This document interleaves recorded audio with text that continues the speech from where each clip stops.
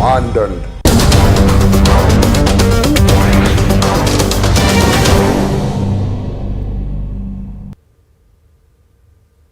नमस्कार, 9 की 9 खबर देख रहे हैं आप और मैं हूं आपके साथ सोनाली सिंह। बुलेटिन की शुरुआत करते हैं इस वक्त की सबसे बड़ी खबर के साथ। विशेष निगरानी इकाई की एक बड़ी कार्रवाई सामने आई है। उत्पाद एवं मद्य निषेध विभाग के अधीक्षक के ठिकानों पर रेड मारा गया है। तो विशेष निगरानी इकाई की एक बड़ी कार्रवाई मोतिहारी में अधीक्षक अविनाश प्रकाश के ठिकानों पर रेड मारा गया है। और अविनाश प्रकाश मोतिहारी, पटना और खगड़िया स्थित ठिकानों पर छापा मारा गया है। आय से अधिक संपत्ति का ये पूरा मामला बताया जा रहा है। राज्य सरकार की शराब नीति को कमजोर करने का भी आरोप अधिकारी पर लगाया गया है। तो देखिए, उत्पाद एवं मद्य निषेध विभाग के अधीक्षक के घर पर छापेमारी की कार्रवाई जारी है। मोतिहारी में अधीक्षक अविनाश प्रकाश इस वक्त तैनात हैं। मोतिहारी, पटना और खगड़िया स्थित उनके ठिकानों पर छापेमारी की गई है। आय से अधिक संपत्ति का ये पूरा मामला बताया जा रहा है। और आपको बता दें कि राज्य सरकार की शराब नीति को कमजोर करने का भी इन पर आरोप लगा है। तो एक बड़ी खबर आपको बता रहे हैं, जहां पर उत्पाद विभाग एवं मद्य निषेध विभाग के अधीक्षक के घर रेड मारी गई है। विशेष निगरानी की टीम की ये बड़ी कार्रवाई और मोतिहारी में अधीक्षक अविनाश यादव तैनात हैं। और जमुई से इस वक्त की बड़ी खबर, जहां के मगही गांव में अपराधियों ने नवनिर्वाचित वार्ड सदस्य के पति राजकुमार यादव की गोली मारकर हत्या कर दी। तो जमुई से बड़ी खबर आपको बता रहे हैं, जहां पर राजकुमार यादव की गोली मारकर हत्या कर दी गई। अपराधियों ने घर लौटते वक्त राजकुमार यादव को गोली मारी, जिसके बाद मौके पर ही उनकी मौत हो गई। हालांकि हत्या के कारणों का अब तक खुलासा नहीं हो सका है। मृतक ककनचौर पंचायत के वार्ड संख्या 12 की सदस्य प्रतिमा देवी का पति था। मृतक ग्रामीण डॉक्टर का भी काम करता था। और देखिए, इस वक्त की बड़ी खबर आपको जमुई से बता रहे हैं, जहां पर ककनचौर पंचायत के वार्ड संख्या 12 की सदस्य प्रतिमा देवी के पति की गोली मारकर हत्या कर दी गई। हालांकि अभी तक हत्या के पीछे के कारणों का पता नहीं चल पाया है और पुलिस लगातार इस पूरे मामले की जांच पड़ताल में जुट गई है। राजकुमार यादव मृतक का नाम बताया जा रहा है और घर लौटते वक्त अपराधियों ने इन्हें गोली मारी। हत्या के कारणों का हालांकि अब तक खुलासा नहीं हो पाया है। और देखिए, ग्रामीण डॉक्टर भी था मृतक राजकुमार यादव। उसके बाद बड़ा वो बोले कि सर रामचंद्र जी जो है मग्गी में मर्डर हो गया है। तुरंत की गाड़ी आया सर, हम लोग फिर वहाँ पहुँचे स्पॉट पर। बड़ा वो पहुँचे डीएसपी साहब और इंस्पेक्टर साहब सब वहाँ गाड़ी घुस के साए सर। उसके बाद लाश को उठा करके हम लोग। वहीं देखिए, दानापुर में एक मासूम के अपहरण के बाद हत्या का मामला सामने आया है। अंजाम गांव का रहने वाला 3 साल का अमन 24 घंटे से लापता था और फिर घर के पास ही उसका शव मिला। शव साड़ी में लिपटा था और उसके हाथ पैर बंधे थे। मासूम का गला दबाकर बेरहमी से उसकी हत्या किए जाने की आशंका जताई जा रही है। अमन के पिता ने गांव के ही मथुरा रविवाद और उसकी पत्नी सुमित्रा देवी पर आपसी विवाद में हत्या का आरोप लगाया है। फिलहाल नौबतपुर पुलिस इस पूरे मामले की जांच में जुट गई है।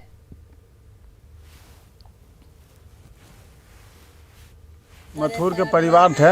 मथुर के परिवार किस लड़ाई हुआ से औरत लइकन से हुआ था। जैसे तो सियाना में वो सब जब तब कोई के मार के अथी कर देते। आपकी ऐसा न किए कि उनका लड़का के साथ खेलता था, सब घर रहता था साथ है। क्या लड़का का नाम था उसका?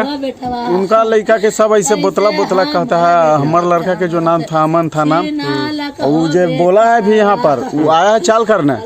यहाँ से गोबर के लोहिया उठो रहा था लड़का। काची से मारा? कैसे मारा लोग? जैसे मारा ये दबा दिया था, गार्जियन मारा करे। ये दबा दिया था, ये ऐसे मुंह चापले था। ये सब नाखून के दाग मुंह में पड़ा हुआ था। हाथ गोर बांध क्या हुआ, नाद में ना दिया था। हाथ गोर रस्सी से बना था? नहीं, रस्सी से नहीं, साड़ी के कोर से था। और एक बड़ी खबर पूर्णिया से, जहां 30 लोगों के खाते से अवैध निकासी मामले में एक नया मोड़ सामने आया है। पैसे काटने का वोटिंग से कोई लेना देना नहीं है। उन लोगों के खाते से भी पैसे कटे जिन्होंने वोटिंग नहीं की। तो पूर्णिया से बड़ी खबर आपको बता रहे हैं, जहां पर 30 लोगों के खाते से पैसे कटने के मामले में एक नया मोड़ आया है। पैसे कटने का वोटिंग से कोई लेना देना नहीं है और उन लोगों के खाते से भी पैसे कटे हैं जिन्होंने वोटिंग नहीं की। श्रमिक कार्ड बनवाने के नाम पर यह पूरा खेल हुआ। 28 नवंबर से 30 दिसंबर तक 3,60,000 रुपए की निकासी की गई और डीएम ने फिलहाल इस पूरे मामले में जांच का भरोसा दिलाया है। बायसी प्रखंड के रहुआ से संवाददाता कुमार प्रवीण की इस रिपोर्ट को देखिए।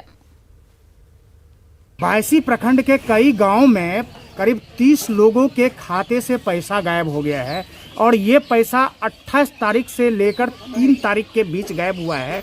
और मैं अभी मौजूद हूँ बायसी प्रखंड के रेहुआ गांव में और ये वही महिलाएं हैं जिनके खाते से पैसा गायब हुआ है। देख रहे हैं कि सबके हाथों में ये बैंक स्टेटमेंट है, पासबुक है और वो एफआईआर का कॉपी भी है जो इन लोगों ने बायसी थाना में दर्ज करवाई है।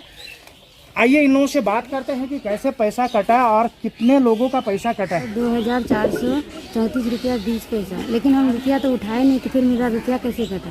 कब कटा है ये पैसा? 1 तारीख को। 1 तारीख को। हाँ। क्या आपके यहाँ कोई आया था या आप वोट दी थी? नहीं दिए थे। अब वोट नहीं दी थी? नहीं। वोटर लिस्ट में आपका नाम नहीं है? नहीं है। तो फिर भी पैसा कट गया? अच्छा, क्या श्रमिक कार्ड बनवाए थे? हाँ, श्रमिक कार्ड बनाने आया था। 25 तारीख को हम बनाए थे, इसमें फिंगर भी दिए थे। मेरा 29 तारीख में वोट देने गया था और 30 तारीख, 1 तारीख, 2 तारीख, 3 तारीख से मेरा पैसा कट गया।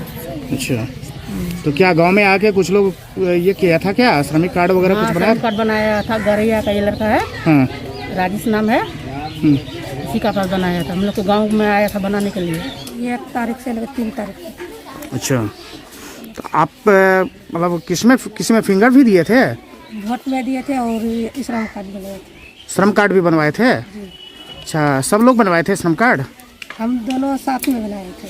आपका भी पैसा कटा है? जी, मेरा भी कटा। कितना कटा है? मेरा 20,800। कब? 1 तारीख, 2 तारीख। बैंक से कटा है। हम चाहते हैं कि सरकार से मांग करते हैं कि इन लोग का पैसा मिलना चाहिए। ये गरीब मजदूर बाहर कमाते हैं, उनके पत्नी के नाम से बैंक में अकाउंट है और पैसा आता है, लोग अपना घर का काम, घर आपके गृहस्थी का पंचायत काम के करते हैं। कितने लोगों का ये मेरे पंचायत का यहाँ 22 लोगों का नाम मतलब पैसा कटा है। इसके अलावा भी अगल बगल के भी इसके अलावा जो नगर पंचायत में है 2-3 आदमी, उसके नाम उसका भी पैसा कटा है और आसजा मुबैया पंचायत का 2 आदमी का कटा है। बायसी प्रखंड के 30 लोगों का कुल 3,59,000 रुपया कट गया है और ये उनके खाते से पैसा कटा है। ये सभी गरीब लोग हैं। वहीं डीएम का कहना है कि इसका चुनाव से कोई वास्ता नहीं है और इन महिलाओं का भी कहना है कि चुनाव के दिन और चुनाव के कुछ महिलाएं हैं, उनका चुनाव से पहले भी पैसा कटा है। कुछ ऐसी भी 6 महिलाएं हैं जिन्होंने वोट भी नहीं की थी, कुछ ने फिंगरप्रिंट भी नहीं डाला था, इसके बावजूद भी उनके भी खाते से पैसा कट गया है। ऐसे में ज़रूरत है कि ये पैसा कैसे कटा, कहाँ गया, इसकी गहनता से जांच हो ताकि इसके पीछे का जो खेल है वो सामने आ सके और जो चुनाव को बदनाम करने की साजिश की गई है या कुछ इसके पीछे शातिर दिमाग है उसे भी सामने लाया जाए। कुमार प्रवीण, न्यूज़ 18, रेहुआ, बायसी, पूर्णिया। और देखिए, इस पूरे मामले में डीएम ने भी कहा है कि खाते से फर्जी निकासी के मामले का चुनाव से कोई लेना देना नहीं। जांच जारी है और जल्द ही आरोपी सलाखों के पीछे होंगे।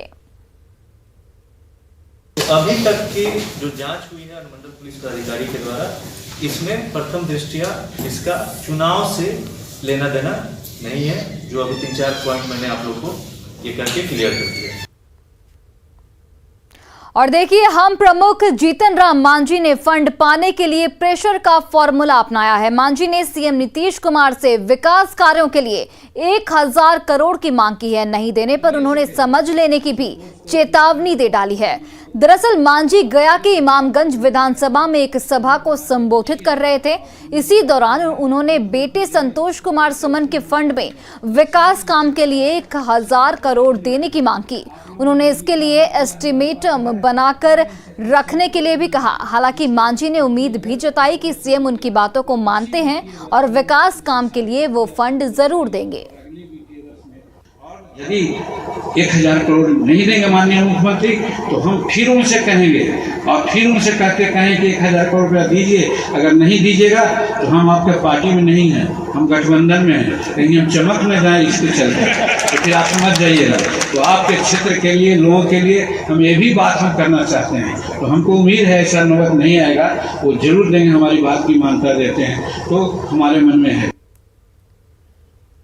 वहीं खाद को लेकर किसानों की परेशानी कम होती नहीं दिख रही है। सुपौल के त्रिवेणीगंज बाजार में ऊंची कीमत पर डुप्लीकेट खाद बेचे जाने का मामला उजागर हुआ है, जहां खाद लेने पहुंचे किसानों ने जब दुकानदार की शिकायत प्रखंड कृषि पदाधिकारी को फोन कर दी तो उन्होंने तत्कालन आने पे असमर्थता जताई और इसी के कुछ ही देर बाद दुकानदार दुकान बंद कर वहां से फरार हो गया।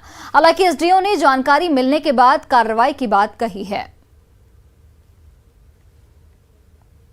बिना बिल का 1400 रुपया में बेच रहा है, 1190 का प्रिंट है और 1200, 20, 10, 1400 का ये सब बेच रहा है। इसमें कौन दुकानदार है?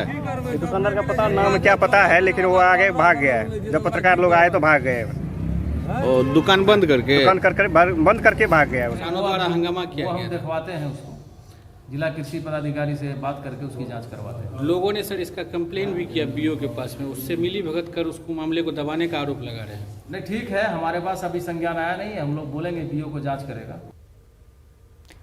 और अब खबर मुंगेर से, जहां के तारापुर में खाद की किल्लत को लेकर किसान बेहद परेशान है। खाद खरीदने को लेकर व्यापार मंडल तारापुर में किसानों की भारी भीड़ देखी जा रही है, लेकिन व्यापार मंडल के केयरटेकर नारायण पंडित दुकान बंद कर चले गए, जिसके बाद किसानों ने अनुमंडल और प्रखंड कार्यालय का घेराव किया। वहां कोई भी पदाधिकारी मौजूद नहीं होने पर किसानों ने व्यापार मंडल आकर हंगामा शुरू कर दिया। बाद में बीएओ ने किसानों को समझाया और मामले को शांत कराया।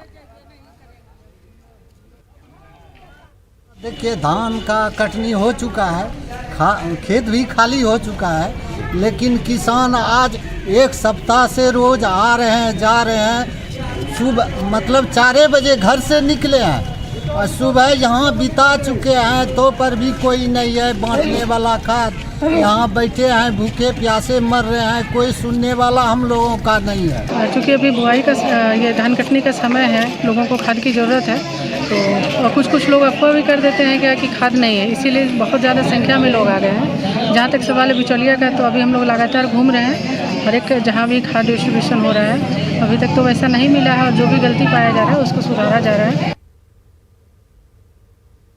और देखिए, किशनगंज के महलवारी गांव में देर रात कई घरों में आग लगी, जिसमें 6 से अधिक घर जलकर राख हो गए।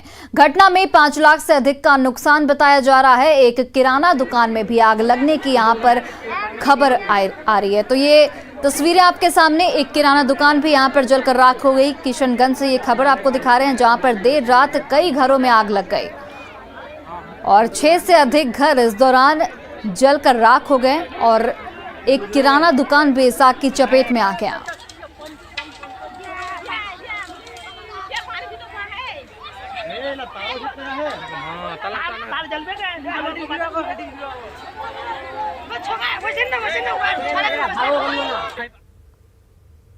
और अब बात पंचायत चुनाव के 10वें चरण की, जिसके लिए सुबह 7 बजे से वोटिंग लगातार जारी है।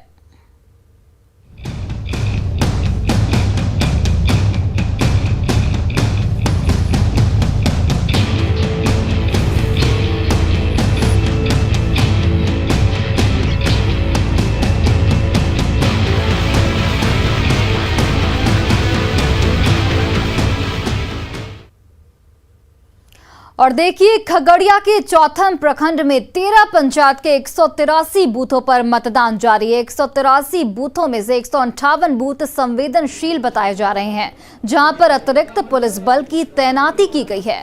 पंचायत चुनाव को लेकर मतदाताओं में काफी उत्साह देखा जा रहा है। चौथम प्रखंड के बूथ संख्या 97 का जायजा लिया हमारे सहयोगी दिग्विजय कुमार ने।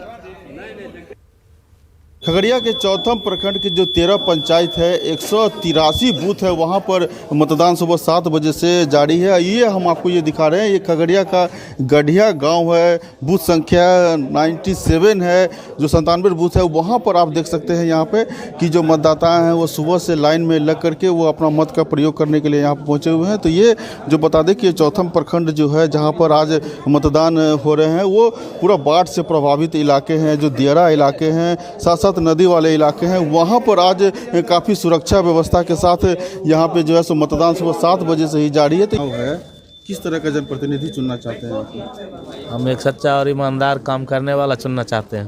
अच्छा, हाँ। कौन सा गांव है ये? एक ग्राम गढ़िया है। विकास हुआ यहाँ? तेलौच पंचायत है। विकास हुआ यहाँ पे? विकास हुआ है। क्या उम्मीद करते हैं, जो जिनको आप वोट देने जा रहे हैं उनसे क्या उम्मीद करते हैं? उम्मीद तो अच्छा करने की सोच करते रहे हैं। क्या सोच करके आप आए हैं वोट गिराने के लिए? विकास के लिए। अच्छा, क्या अच्छा उम्मीदवार हो, अच्छा काम करे। अच्छा, ये जो पूरा चौथा प्रखंड है बाढ़ से प्रभावित पूरा इलाका है। हाँ है। क्या परेशानी तो है यहाँ? हाँ परेशानी तो है। क्या किस तरह की परेशानी है? परेशानी यही बोलने लड़ने का, खेती पत्ती का। जनप्रतिनिधि इसी तरह का चुनना चाहते हैं कि हमारा गांव का स्कूल का विकास हो, हॉस्पिटल का विकास हो, रास्ता बढ़िया हो, और क्या यही नहीं सोचेंगे। बाढ़ के समय में आते हैं जनप्रतिनिधि? आते हैं। अच्छा, लेकिन 3-4 किलोमीटर 8-9 किलोमीटर का मेरा पंचायत है। तो जिसको चुनिएगा वो विकास करेगा? एकदम विकास करेगा, उम्मीद है। उम्मीद है, पूरा उम्मीद है। तो ये आप साफ तौर पर देख सकते हैं कि सुबह 7 बजे से ही मतदान यहाँ पर शुरू है और जो भी मतदाता हैं वहाँ पर लाइन में लग करके अपना मत का प्रयोग करने के लिए पहुँचे हैं और सुरक्षा व्यवस्था भी काफ़ी चाक चौबंद की गई है। दिग्विजय कुमार, न्यूज़ 18 खगड़िया। वहीं नवादा जिले के रो प्रखंड में भी 10वें चरण के लिए मतदान जारी है। यहां कुल 14 पंचायत है जहां 230 मतदान केंद्र बनाए गए हैं। रो के राजकीयकृत मध्य विद्यालय के बूथ संख्या 128 और 131 का जायजा लिया हमारे संवाददाता अनिल विशाल ने। 1 2 3 mic testing. Hello hello hello. Nawada जिले में 10वें चरण का चुनाव आज रो प्रखंड में जारी है और आज कुल 14 पंचायत वाले इस प्रखंड में आज सुबह से ही मतदान शुरू हो गया है और कुल 230 बूथों पर आज सुबह से ही वोट डाले जा रहे हैं। इस वक्त हम मौजूद हैं रोह राजकीयकृत विद्यालय में, जहां पे आप देख सकते हैं कि अहले सुबह से ही यहां महिलाओं की लंबी लंबी लाइनें लग चुकी है। वोटिंग जो है यहां पे निर्धारित समय ही शुरू हो गई है। आप इस वक्त देख सकते हैं कि वोटिंग में जो प्रक्रिया में जितने भी लोग जो अधिकारी हैं वो सभी लोग अपने निर्धारित समय पे आ चुके हैं और यहाँ पे वोटिंग की प्रक्रिया में शामिल हो चुके हैं। इस वक्त हम आपको दूसरी तस्वीर दिखाना चाहेंगे कि आप देख सकते हैं कि वोटिंग का पहला फेज़ जो है वो शुरू हो चुका है और देख सकते हैं किस प्रकार से महिलाओं की लंबी लंबी कतारें लगी है और फर्स्ट टाइम वोटरों की भी यहाँ पे काफ़ी बड़ी संख्या है। तो जैसे जैसे दिन यहाँ पे आएगा वैसे वैसे लोगों की और भीड़ है। कुछ लोग हैं, हम उनसे जानते हैं। बताइए कैसा लग रहा है, आप पहली बार वोट दे रहे हैं? हाँ। कैसा लग रहा है? अच्छा लग रहा है। क्या सोच कर आए थे वोट देने के लिए? बदलाव चाहते हैं या कुछ नया चाहते हैं, क्या चाहते हैं? बदलाव चाहते हैं। अच्छा, कुछ नया चाहते हैं। पहले वाले कुछ काम किए हैं? पहले वाले का नहीं किए हैं। हम आए हैं 5 वोट के नया, हम लोग मुखिया नया, सरपंच नया, हम लोग की चाहिए जिला परिषद नया चाहिए हमको। बदलाव क्यों चाहिए? नहीं क्यों चाहिए, कुछ नहीं हम लोग के देता है। कोई काम नहीं किया? कोई काम नहीं किया, कोई काम नहीं किया। कुछ वोटरों का कहना है कि वो बदलाव चाह रहे हैं, इसलिए वो लोग अपने मतों का अधिकार करने के लिए आए हैं। और हमने इस प्रकार से जिले में देखा था कि लगभग सभी प्रखंडों में बदलाव की बयार बही थी और लगभग जितने भी पुराने प्रत्याशी थे वो हारे थे। तो रो में भी कुछ इसी प्रकार का लोगों ने मन बनाया है और इस बार भी लोगों को बदलने के लिए फिर से कतारबद्ध हुए हैं और अपने मतों का अधिकार करने के लिए यहाँ पे पहुँचे हैं। अनिल विशाल, न्यूज़ 18 नवादा। और अब बात लखीसराय जिले की, जहां आज अंतिम चरण का मतदान जारी है। पिपरिया प्रखंड के 5 पंचायतों में सुबह 7 बजे से कड़ी सुरक्षा के बीच मतदान जारी है। 75 मतदान केंद्रों पर 37,925 मतदाता अपने मताधिकार का प्रयोग करेंगे। मुड़वड़िया मतदान केंद्र का जायजा लिया हमारे सहयोगी राकेश कुमार ने। जिले में अंतिम चरण का मतदान पिपरिया प्रखंड के 5 पंचायतों में सुबह 7 बजे से शुरू हो चुका है। इस वक्त हम मौजूद हैं पिपरिया प्रखंड के मुड़वड़िया मतदान केंद्र पर। आप देख सकते हैं सुबह से ही मतदाताओं की काफ़ी भीड़ यहाँ पे पहुँच चुकी है और लोग अपने मताधिकार का प्रयोग करने में जुटे हैं। आपको बता दें कि आज 75 मतदान केंद्र पर 37,925 मतदाता अपने मताधिकार का प्रयोग करेंगे और 68 मतदान केंद्र जो है 5 पंचायत में, जो कि अति संवेदनशील हैं। तो कुछ मतदाता भी हैं यहाँ हमारे साथ, हम इनसे बात करना चाहेंगे। क्या नाम हुआ आपका? हमरा सनोज यादव। क्या है इस बार मुद्दा? इस बार तो हम लोग विकास के मुद्दा कर लेकर आए हैं। पहले वाले मुखिया जो थे वो एकदम अति थे, तो विकास मुद्दा है, विकास का मुद्दा है। महिला मतदाता भी हैं, उनसे भी हम जानना चाहेंगे कि आखिर इस बार पंचायत चुनाव में क्या कुछ मुद्दा है। क्या नाम हुआ आपका? माला देवी। वोट देने आई हैं जी। घर का काम काज हो गया? नहीं, अभी नहीं हुआ है। पहले मतदान करेंगी जी। क्या है इस बार गांव का सरकार कैसा हो? बहुत अच्छा है। विकास जी, विकास करेगा उन्हीं को, एकदम करेगा।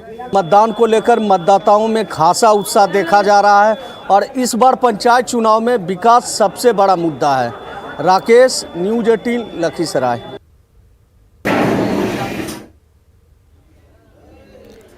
तो लखीसराय की आपको खबर बता रहे थे, जहां पर पंचायत चुनाव के अंतिम चरण के लिए आज वोटिंग हो रही है। और देखिए इस बार जो बयार बह रही है कि नए चेहरों को मौका दिया जा रहा है। कुछ इसी तरह की तस्वीर यहां पर भी नजर आ रही है। नए उम्मीदवारों को मौका दिया जा रहा है, जो पढ़े लिखे उम्मीदवार हैं। और जो महिलाएं हैं, महिला वोटर्स की इस बार तादाद काफ़ी ज़्यादा देखने को मिल रही है, जो एक अच्छा संकेत भी है। और साथ ही युवा वोटर्स भी यहाँ पर मौजूद हैं। तो ये कहा जा सकता है कि अब पंचायत चुनाव में बदलाव की बयार बह रही है। लोग पढ़े लिखे उम्मीदवारों को मौका दे रहे हैं ताकि उनके गांव का अच्छे तरीके से विकास हो, नदी नाले बने। और इस वक्त की सबसे बड़ी खबर आपको बता रहे हैं, जहां पर नेता प्रतिपक्ष तेजस्वी यादव की रिंग सेरेमनी कल दिल्ली में आयोजित है। तो इस वक्त की सबसे बड़ी खबर, जहां पर नेता प्रतिपक्ष तेजस्वी यादव की रिंग सेरेमनी कल होगी दिल्ली में। ये रिंग सेरेमनी का आयोजन किया गया है और तेजस्वी यादव की रिंग सेरेमनी, लालू यादव और राबड़ी देवी इस सेरेमनी में शामिल होंगे। साथ ही मिसा भारती समेत परिवार के सभी सदस्य इस रिंग सेरेमनी में शामिल होंगे। तो बड़ी खबर आपको बता रहे हैं, जहां पर तेजस्वी यादव की कल सगाई होने वाली है और दिल्ली में रिंग सेरेमनी का आयोजन किया जाएगा। लालू यादव, राबड़ी देवी समेत सभी परिवार के यहाँ पर सदस्य इस रिंग सेरेमनी में मौजूद रहेंगे। तो नेता प्रतिपक्ष तेजस्वी यादव कल सगाई करने वाले हैं। और फिलहाल इस बुलेटिन में बस इतना ही। आप देखते रहिए न्यूज़ 18 बिहार झारखंड।